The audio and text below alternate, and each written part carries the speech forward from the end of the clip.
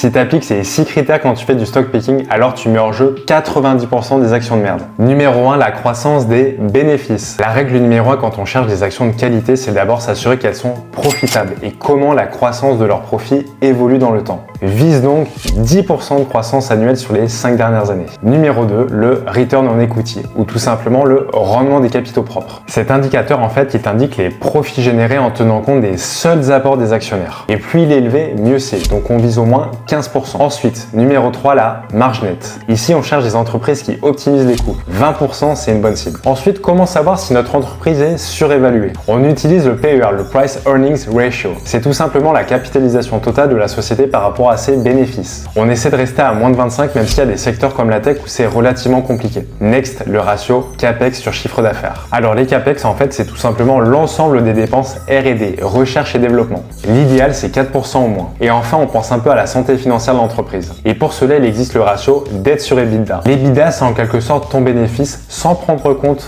les amortissements, les intérêts, les taxes et d'autres charges. Un score de 1,5, c'est top. Voilà, désormais tu sais comment faire pour ne pas sélectionner les mauvais élèves comme Orange, Kering ou Renault. Et puis si t'es pas à l'aise et que tu préfères investir via des ETF, t'as qu'à commenter Go en commentaire et je t'envoie mon guide gratuit de mes ETF préférés.